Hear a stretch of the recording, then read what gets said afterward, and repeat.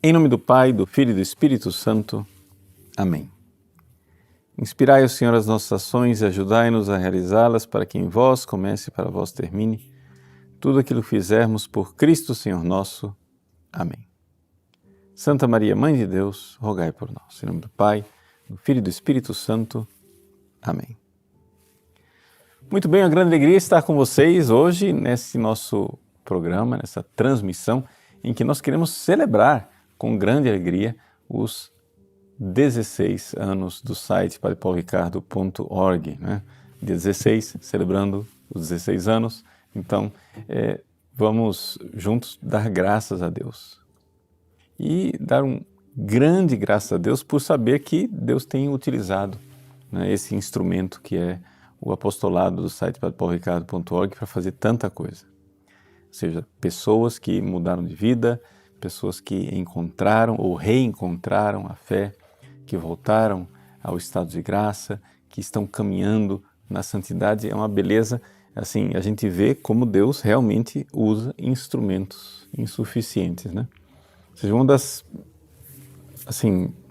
formas mais claras, gritantes da gente ver que uma coisa está sendo feita por uma ação divina, é a gente ver que não tem proporção entre a causa e o efeito, né?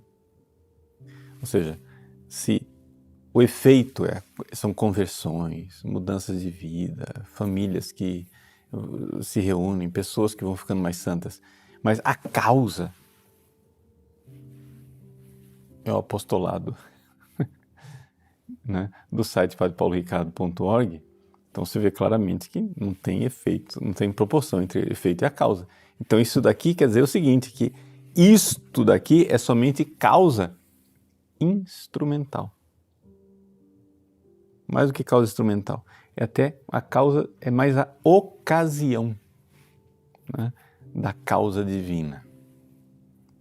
Então a gente vê claramente que Deus tem agido, Deus tem sido muito generoso. Então ajudem, né, ajudem mesmo a gente a dar graças a Deus, porque é um privilégio muito grande nós sermos família, estarmos juntos, né, nessas transformações de vida, nessa coisa toda que está acontecendo aí. Eu fico até assim, boquiaberto, assim, cada relato que chega de conversão, de mudanças de vida, etc.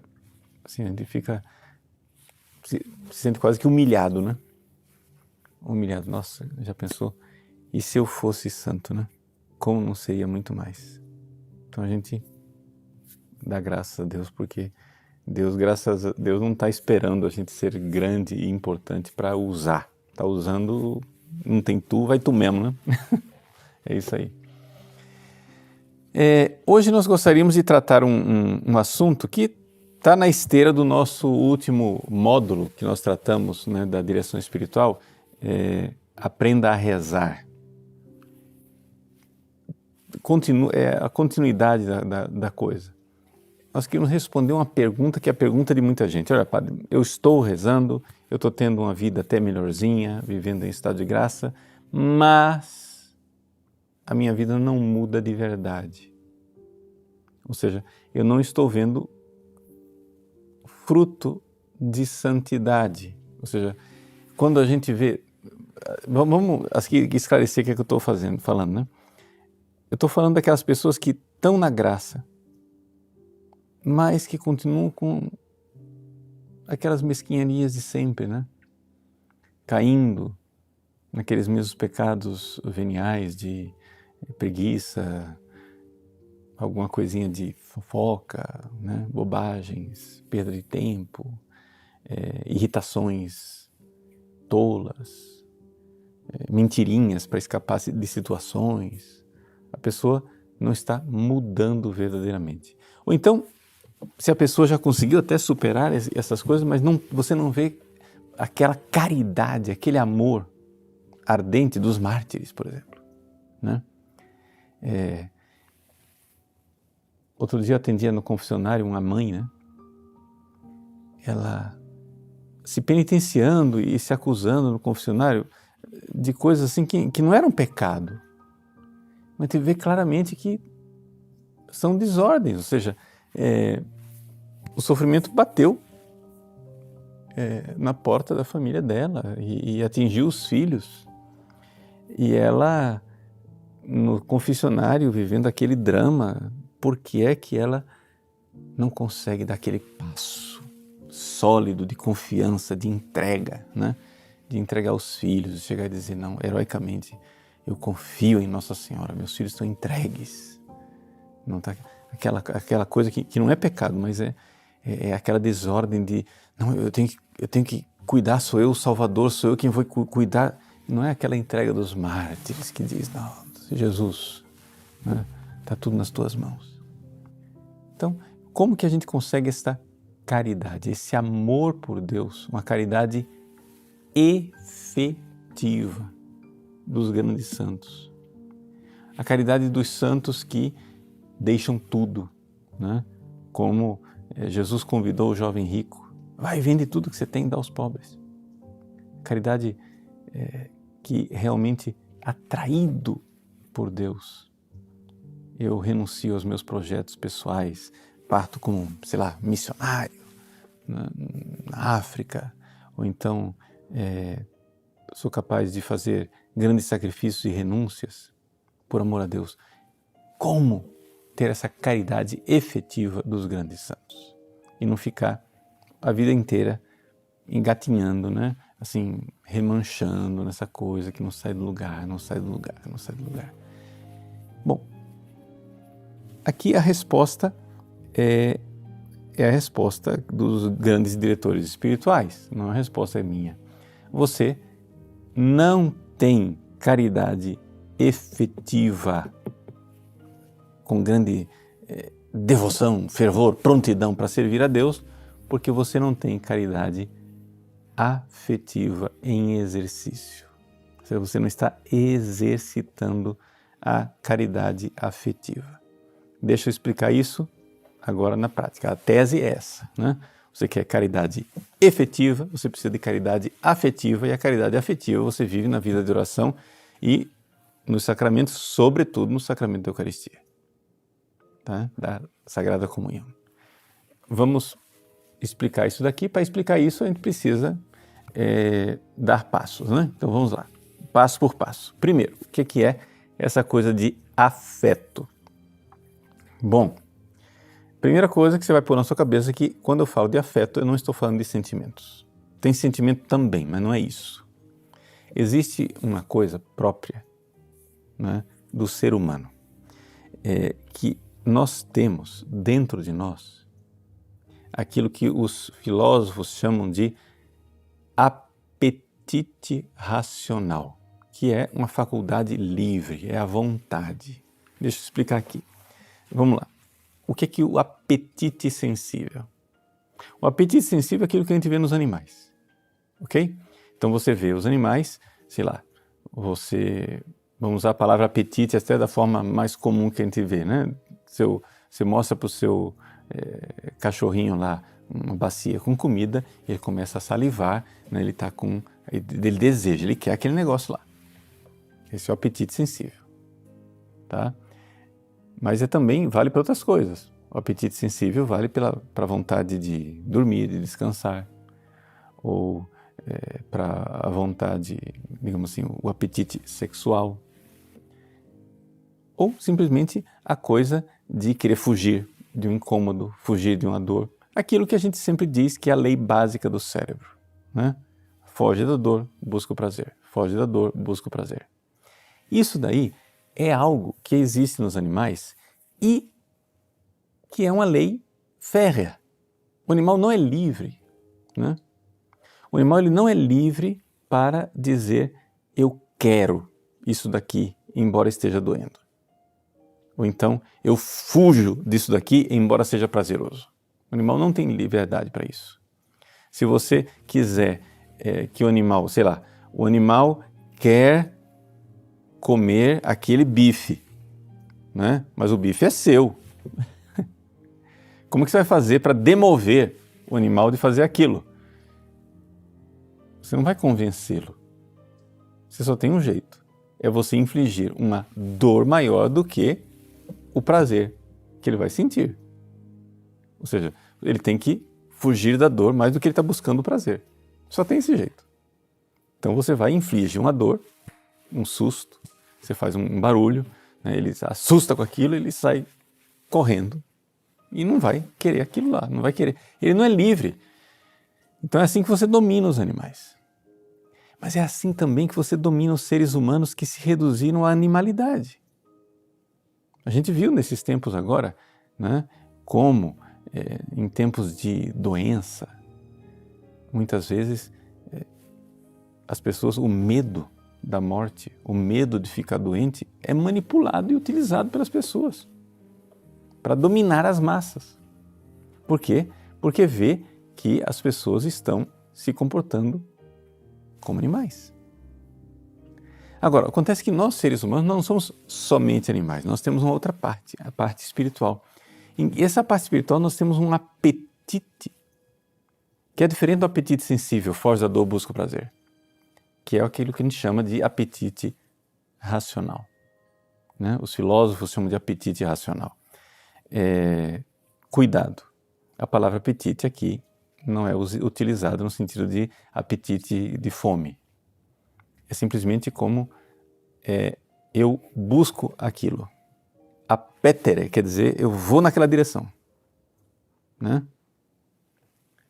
Eu vou para lá. Então, eu vou como? Eu vou racionalmente. Então, eu racionalmente vejo que essa injeção dolorosa, sei lá, uma benzetacil, é uma coisa boa para mim. Eu vejo com razão. E então eu inclino a minha vontade e digo, vai, doutor, pode aplicar. Vai doer, mas é bom para mim. Então eu sou capaz de abraçar uma coisa que o animal não seria capaz de abraçar. Veja, aqui não é uma questão de debate, né? É uma questão de observação. Você observa isso em você, você está vendo isso em você. Então qualquer ser humano é capaz de experimentar que ele tem uma liberdade que não é a liberdade do animal. O animal, ele é escravo daquele negócio, escravo daquela lei.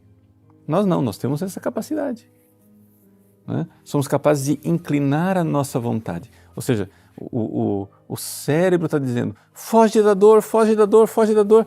E aí você, a sua vontade livre diz, não, você vai abraçar essa dor porque realmente você é livre, você precisa da benzetacil. Pode fazer careta, sentir dor, repuxar um pouco, mas você aceita, você quer, você é livre. Isso é uma experiência humana, né? Que você não vê nos animais, mas vê no ser humano. Isso chama-se vontade. Os filósofos chamam isso de vontade. Vontade, ou seja, apetite racional, é a mesma coisa, tá? É a vontade. Então, como é que se move a vontade? O próprio nome está dizendo, é apetite racional. Não é um apetite sensível. Eu sinto dor, fujo. Eu sinto prazer, corro na direção da coisa, né? O apetite sensível, eu senti, eu quero. Ou eu senti, eu não quero. Esse é o apetite sensível. O apetite racional, para você mover, você tem que enxergar uma verdade. E aqui é que está a coisa. A coisa precisa passar para a inteligência, pelo intelecto. Então o que é que acontece? Por que é que você não consegue mudar a sua vida? Você não consegue mudar a sua vida, em primeiro lugar, não estou nem falando da vida de oração por enquanto não, hein? Estou falando aqui de qualquer um, qualquer pessoa, qualquer ser humano. Você não consegue mudar a sua vida porque você não está buscando a verdade. Quando você busca a verdade, você muda a sua vida. O cara viu, pronto. Eu vi que isso não presta. Eu não quero isso. Mas é gostoso. Os amigos, está todo mundo dizendo, é gostoso, vai, experimenta, experimenta, experimenta. O cara está dizendo, não, mas eu vi que não presta. Eu vi e ninguém vai fazer eu esquecer isso. Eu enxerguei, né? Isso é uma experiência humana. Eu não estou ainda no sobrenatural, hein, gente? Não estou falando de santidade ainda. Estou falando da experiência humana, normal. As pessoas, os seres humanos são capazes de mudar suas vidas quando conhecem uma verdade. E aqui é que está o desespero do povo da cultura da morte. É que uma vez que as pessoas viram a verdade, elas não podem desver. Entendeu? Você vê que o troço não presta, ninguém vai querer aquilo mais. Eles conseguem fazer, né, manipular as massas animais, né, pela base do foge da dor e busca o prazer. Mas se você conseguir que uma porção da população, aquilo que a gente chama de, né, na linguagem esquerdista, inclusive, de massa crítica, se você consegue que uma massa crítica veja a verdade, não vai ter chicote para todo mundo. Para você conseguir manter uma população prisioneira de uma ideologia, de uma bobagem. O cara, não, eu vi isso, não presta. Eu enxerguei. Uma população leva tempo para aprender uma coisa, mas quando ela aprende, é difícil você pôr a pasta de dentro e volta no tubo. Né? Esse é o desespero do pessoal. Né? É a mesma coisa, assim, o pessoal fala, vocês são discípulos do Padre Paulo Ricardo, vocês são insuportáveis, vocês seguem o Padre Paulo Ricardo. Olha, eu acho que tem muito pouco discípulo do Padre Paulo Ricardo nesse planeta. Nem os caras que trabalham comigo são meus discípulos. Né? O pessoal, a equipe do site, se eu disser para eles fazerem uma coisa errada, eles não vão fazer, sabe por quê? Porque eles viram. Eles viram a verdade. Eles não me seguem. Né? Eu podia reclamar, vocês não têm vergonha na cara? Vocês não me seguem? Vocês não são meus discípulos? Trabalham comigo, não são meus discípulos? Pois é, não são mesmo. São discípulos da verdade. Se em algum momento da vida de vocês eu fui um instrumento para vocês verem a verdade, hoje vocês viram e não precisa mais do instrumento. O instrumento passou, a verdade ficou. O Padre Paulo passa, a verdade fica. Então,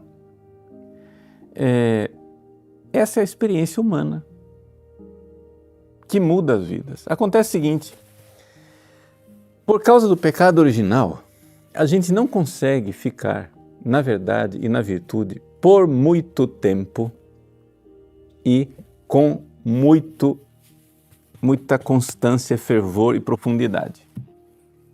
A gente precisa do auxílio da graça. Ou seja, se você já fez a experiência de mudar a sua vida porque você viu a verdade, legal, ótimo. Mas saiba, tem muito mais. Tem todo um outro capítulo muito mais profundo, que é quando você está em estado de graça. E você então se deixa levar pela graça, vendo a verdade com uma luz diferente. A inteligência é a mesma. Você vai lá e estuda filosofia, vê as coisas, não sei o que, eu vi a verdade. Tá, mas a sua inteligência que viu a verdade, ela pode ser iluminada por uma outra luz. Tem uma outra luz, a luz sobrenatural da fé. E essa luz sobrenatural da fé, a gente encontra, o ambiente normal onde ela acende é a oração. Tá? Ela pode acender em outras circunstâncias, como uma pregação, ou um livro que você lê, um filme que você assiste, mas é porque, na verdade, a pregação, o livro e o filme viraram oração em algum momento. Aquilo lá é oração, na verdade, né? É o ato da fé. É o ato exercido da fé. Então, quando você vê com a luz sobrenatural, e você enxerga a verdade.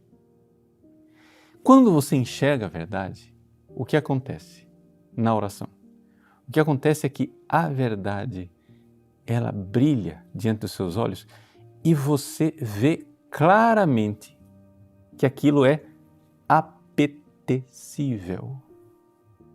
Ou seja, você vê aquela verdade sobrenatural e você diz, eu quero isso para mim.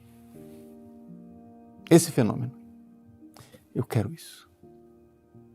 Você vê a vida de um santo, você vê um mistério da vida de Cristo, você vê alguma coisa e aquilo chama, aquilo, né?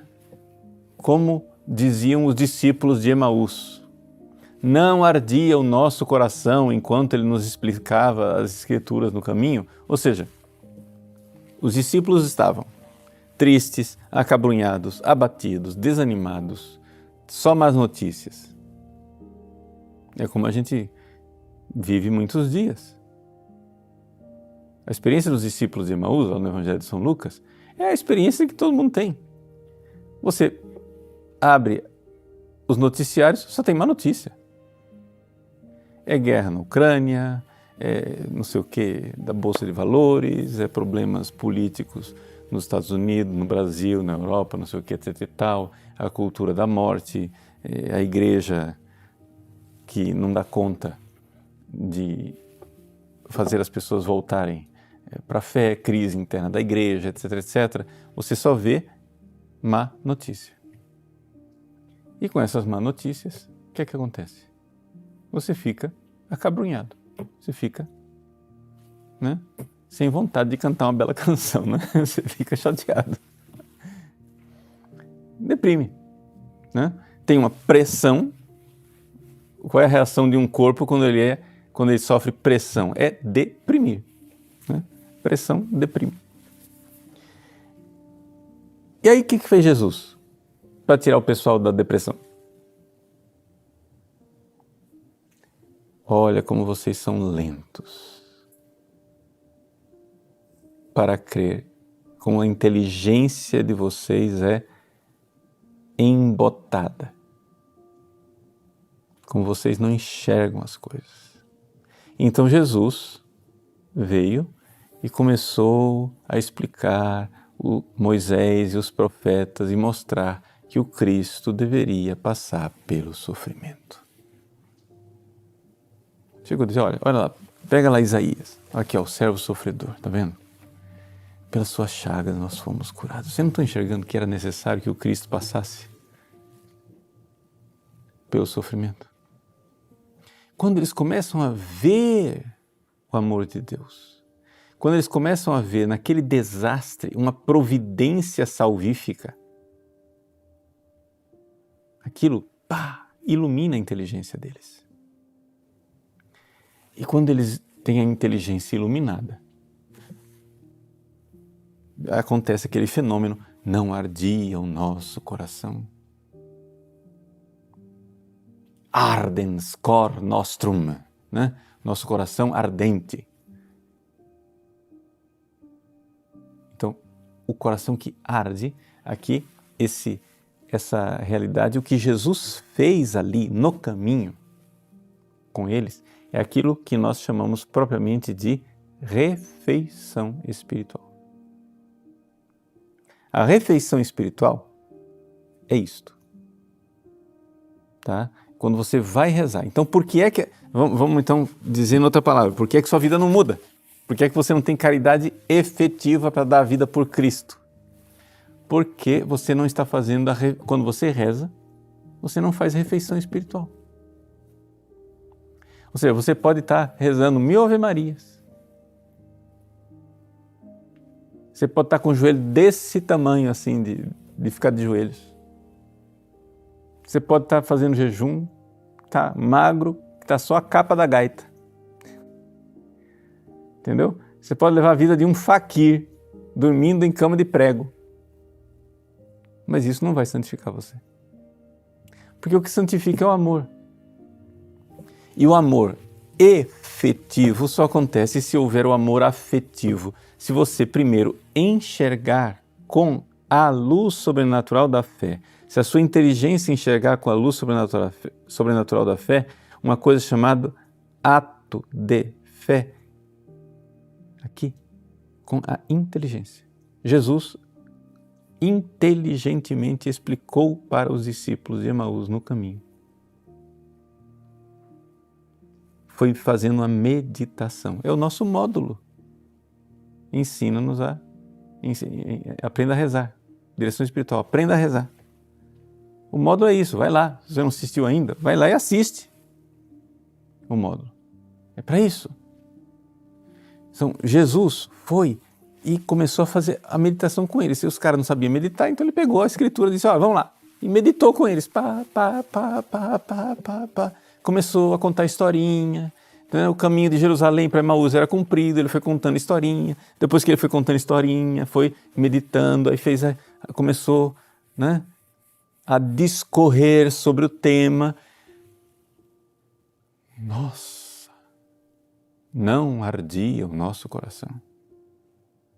Então é por isso que a sua vida não muda, porque você não está fazendo isso. Você está rezando bastante. Mas orações vocais e cada vez mais distraídas, cada vez mais fracas, cada vez menos devotas. A oração começa a ser um peso, a oração começa a ser um fardo, ao invés de ser a hemodiálise que você faz todos os dias para livrar você do veneno que está correndo nas suas veias. Quem experimenta a oração de verdade começa a sentir a necessidade de rezar. Por quê? Porque você começa a ver que você está se envenenando.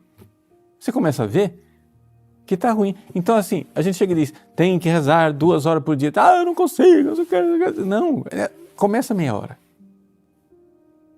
Começa a rezar direito. No início vai ser uma tortura, tudo bem, porque você não sabe fazer. Mas quando você começar a fazer refeição espiritual, quando você começar a enxergar, nossa, eu vi, meu Deus, aquele afeto, aquela coisa. Não é o sentimento que é importante. O sentimento vem também. Mas, na verdade, o que está acontecendo? É que a inteligência está mostrando uma coisa para o apetite racional. E está inclinando o apetite racional para aquele objeto que é sumamente amável, é apetecível. Eu quero isso.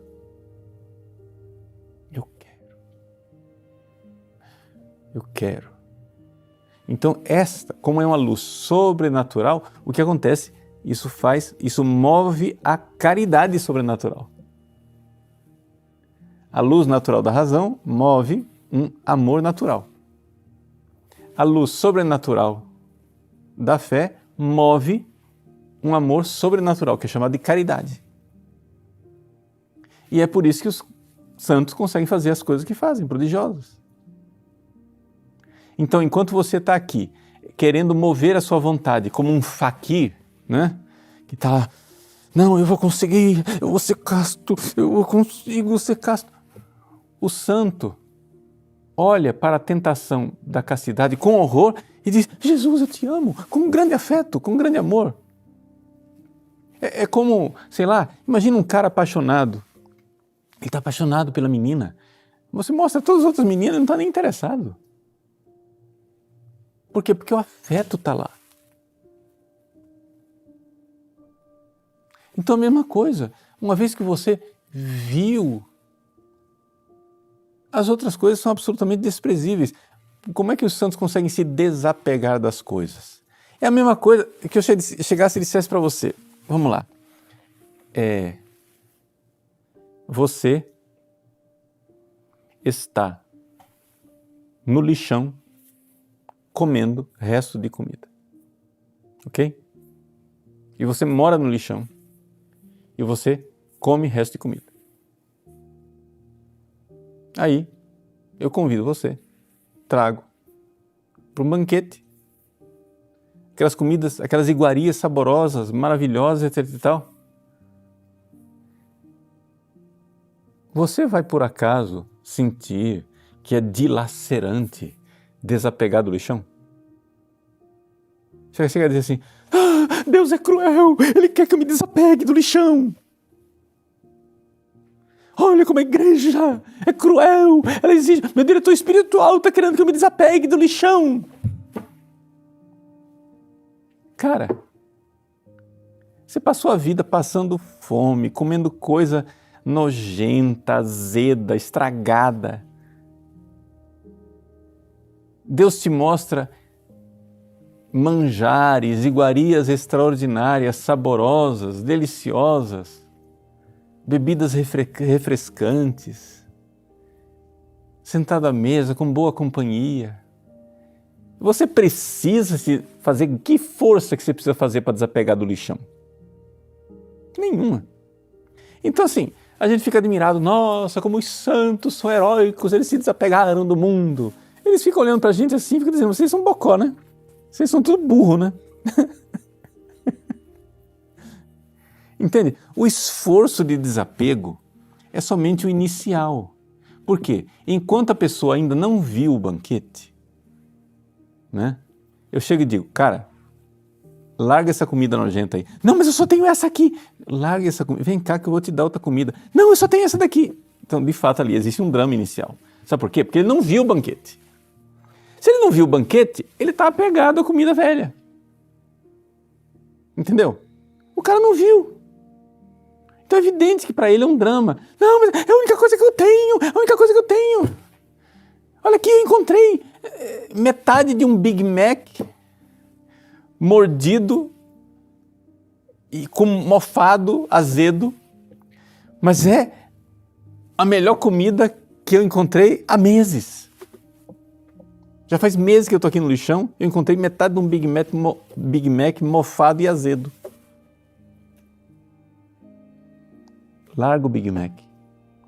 Não posso, eu só tenho isso. Larga o Big Mac, confia em mim, tem coisa melhor. Vem comigo. Larga. Seja livre. Então você faz um ato de fé inicial. E no início a fé é meio cega mesmo. Está entendendo? A fé que você tem uma certa assim razões de credibilidade, porque você enxerga os santos. Não é possível que essas pessoas sábias, boas, maravilhosas, são embusteiros e enganadores. Não, eles não podem estar enganando. Ali tem alguma coisa. Eles viram alguma coisa. Né? Então eu quero ver o que eles viram. Então você vai. Larga o Big Mac. E aí você chega lá, de repente vai abrir a porta. E inicialmente você não vai ver a mesa com banquete. Inicialmente vai vir lá uma funcionária empregada com uma bandejinha, com alguma entrada, uns canapés, umas coisas assim, que já vai ser muito bom, muito melhor do que o Big Mac. Mas ainda não é o banquete. Então você tem que ver, vendo, o afeto se desapega e vai vendo a coisa, vai enxergando cada vez mais, até que finalmente você olha para trás e diz, nossa, mas como era ridículo. Que vida ridícula que eu vivia. Eu não sei quando é que eu estava com a cabeça. É de fato, você não estava com a cabeça em lugar nenhum. Porque a sua inteligência não estava funcionando. Entendeu? Você estava escravo como animal. Você estava se comportando como animal. Foge da dor, busca o prazer. Foge da dor, busca o prazer. Foge da dor, busca o prazer. Escravo.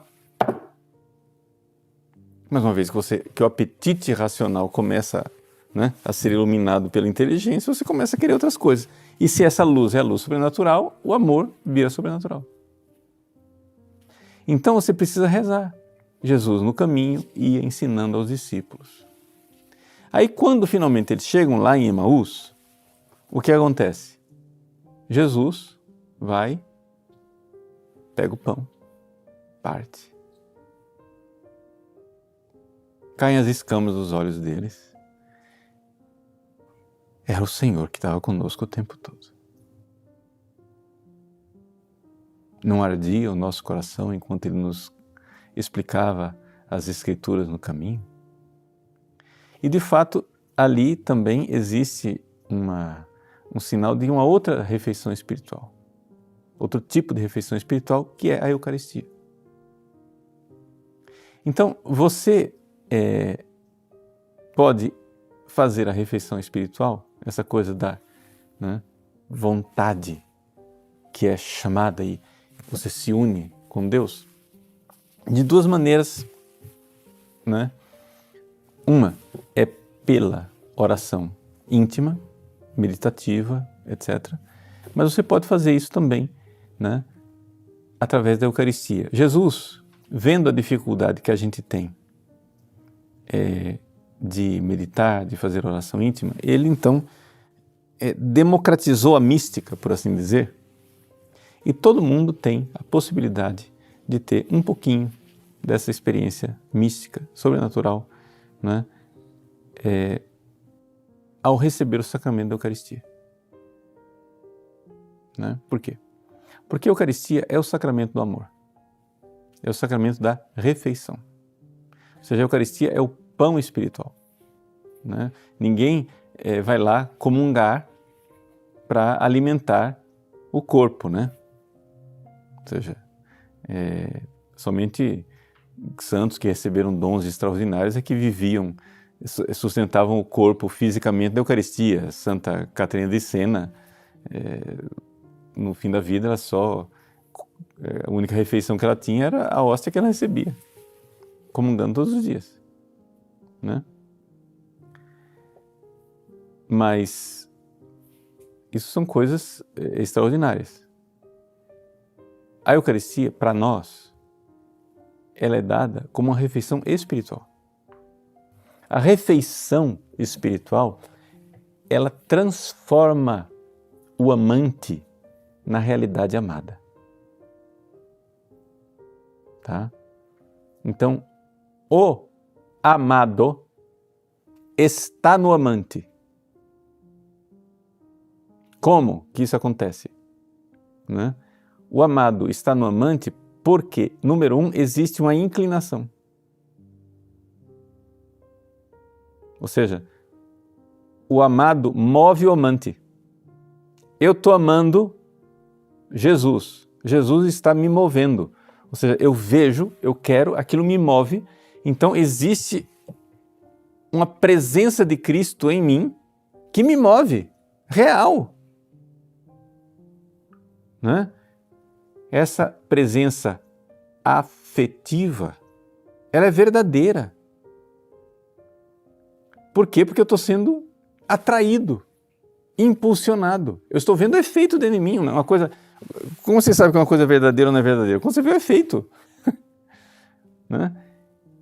E você vê que a vida das pessoas muda. E que os santos fazem grandes coisas. E você vê o efeito daquilo. Então quer dizer que a presença de Cristo puxando a alma da pessoa é verdadeira. E é interessante que quando a pessoa é tocada dessa maneira, pode acontecer, quando é atraída, né, nos santos de moradas superiores, na fase iluminativa para frente, né, pode até acontecer do santo ser até tão atraído por Cristo, que até o corpo dele se ergue. Acontecem esses fenômenos de levitação, mas são fatos extraordinários, não acontece com todo mundo. Mas só para dizer que a coisa a atração é tão... A pessoa é puxada para o alto de forma tão real que às vezes aquilo redunda no corpo.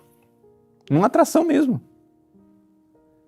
Então, quando eu vejo, quando o Cristo me ensina as Escrituras no caminho, o meu coração, a minha vontade, o meu afeto, o meu apetite racional é atraído. Então o Cristo está em mim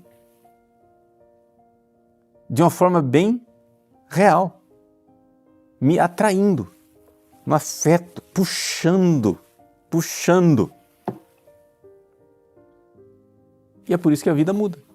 Então a resposta do nosso programa de hoje, né? Por que a minha vida não muda? Eu rezo e a vida não muda. Porque não está vendo o afeto. Não está acontecendo aquele fenômeno da inteligência ser iluminada pela luz sobrenatural. A vontade, então, vê aquilo e diz, eu quero. Esse é o afeto.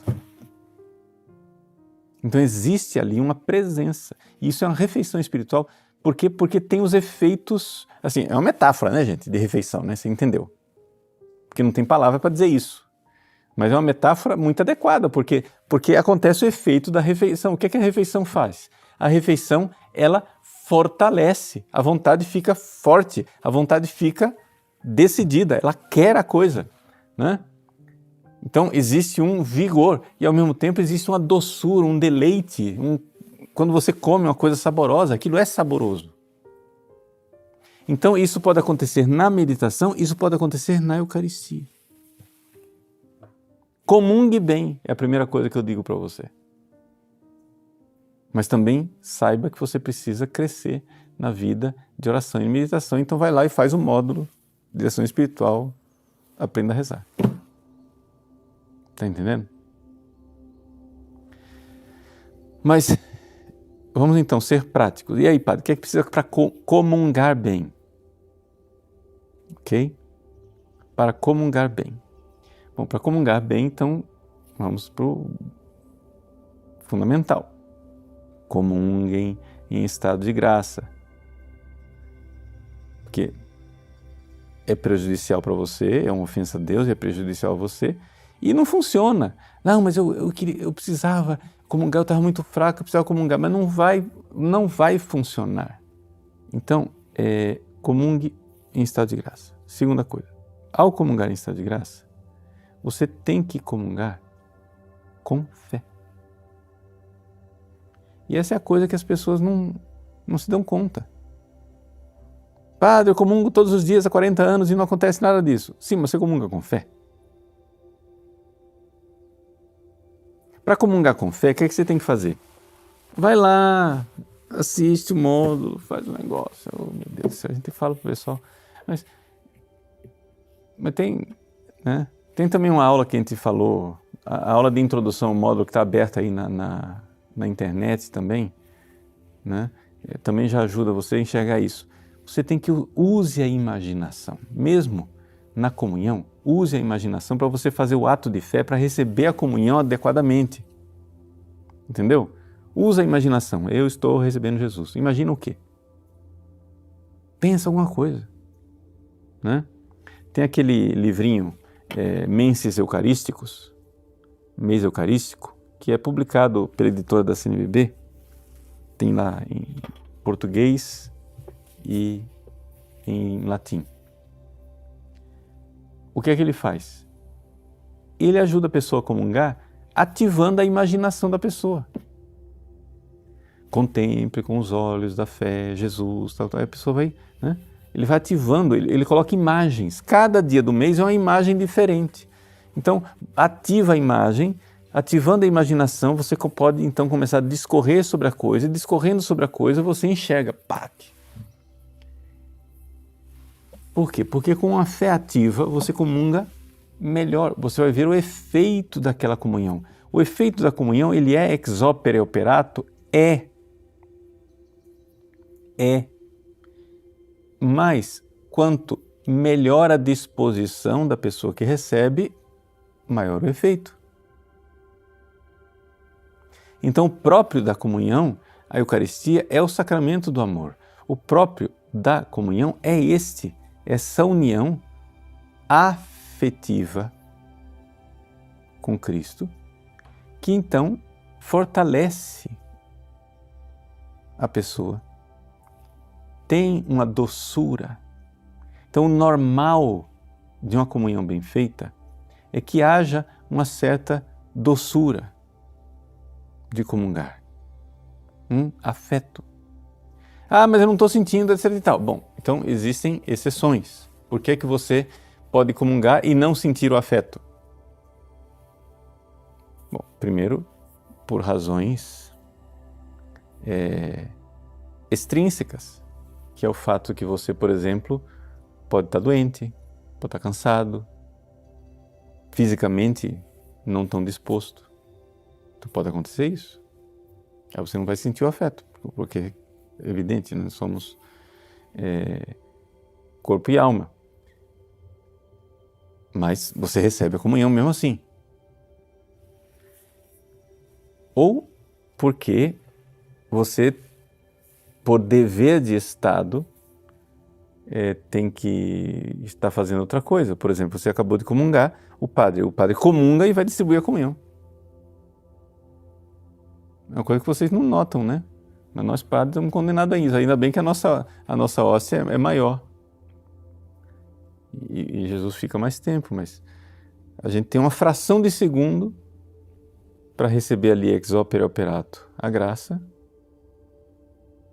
e depois já sai para dar comunhão para vocês. Né? Então, assim, por dever de Estado, eu tenho que estar, aspas, meio distraído, né? Porque eu tenho que prestar atenção no que eu estou fazendo. Ué. Eu não posso estar recolhido de olho fechado, eu estou distribuindo a comunhão. Né? É um dever meu. Então, por um dever de Estado, você pode não estar sentindo muito a doçura daquele momento. Às vezes a gente sente, às vezes só o fato de dar comunhão para as pessoas, você vai pensando que aquilo que você está fazendo está acontecendo dentro de você. Né? E aquilo lá ajuda. Mas enfim, pode ser que você seja obrigado por dever de Estado, por situações, a uma semi-distração, uma situação um pouco menos concentrada. Ou pode acontecer também, terceira possibilidade, que Deus mesmo esteja retirando essa doçura da sua comunhão para que a alma seja mais viril, para que a alma seja mais forte, robusta. Então pode acontecer, mas o normal, a regra normal, é que a comunhão seja verdadeiramente, resulte no afeto. Se você está comungando bem, a regra geral é que a comunhão resulta no afeto. Então, assim, resumindo a nossa aulinha de hoje, o que é que a gente pode dizer? Resposta: por que é que a minha vida não muda? Ou seja, por que é que eu não tenho caridade efetiva? Tendo paciência com o irmão, amando os pobres, sendo cada vez mais casto, sendo cada vez mais humilde, sendo cada vez mais generoso, sendo cada vez mais desapegado, cada vez mais forte, cada vez mais prudente. Por que é que não está acontecendo o crescimento das virtudes e a caridade efetiva de eu realmente mostrar amor por Cristo no dia a dia não está acontecendo? Porque você não está exercitando a caridade afetiva numa das modalidades de refeição espiritual. São duas modalidades. A primeira, através da meditação. Não ardia o nosso coração enquanto Cristo nos explicava as Escrituras no caminho. Ou através da Eucaristia. Cristo então pegou o pão, partiu e então ele disse: nossa, é Ele. Foram as duas, né? A Eucaristia. Então, o pão da palavra e o pão da Eucaristia, né? Que são as duas refeições que realmente acontecem. Então, é isso. Então, quero agradecer vocês mais uma vez, né? Por estarmos juntos nesses 16 anos do nosso apostolado, site padrepauloricardo.org. Nosso apostolado nasceu de um apelo do Papa Bento XVI, né, quando no ano sacerdotal ele disse: olha, os padres devem realmente exercer um apostolado sério na internet. Então a gente que já tinha o site registrado, já existia o site padrepauloricardo.org, o site foi registrado há 16 anos atrás, né? No dia 20 de maio, é o nosso aniversário. 20 de maio, de 16 anos atrás. Aí aconteceu que 12 anos atrás, ou seja, 4 anos depois que o site já existia como um pequeno blog, nós então resolvemos, por esse apelo do Papa Bento XVI, tornar a coisa mesmo mais efetiva, né? e eficaz. E isso só está sendo possível com a ajuda de vocês, né? Com aqueles alunos que são assinantes, né? Que fazem parte da nossa família, que lutam juntos para manter a nossa equipe, para manter esse serviço, né? Com o nível profissional com o qual vocês recebem, né? Então, quero agradecer por você confiar em nós, acreditar em nós e sustentar o nosso apostolado e, claro, receber, né, os nossos cursos pelo qual você está realmente contribuindo, pagando Então você recebe realmente um produto que vale a pena aquilo que você está investindo, né? Então, muito obrigado por estar conosco, fazer parte da nossa família, sobretudo. Por quê? Porque quando a gente ama as mesmas coisas, nós realmente, né, temos o coração no mesmo lugar e somos uma só família. Que Deus abençoe você, Deus lhe pague e que o nosso apostolado continue dando os frutos que tem dado, continue, Deus multiplique cada vez mais nas nossas vidas e nos dê essa santidade que nós tanto almejamos. Deus abençoe. Em nome do Pai, do Filho e do Espírito Santo. Amém.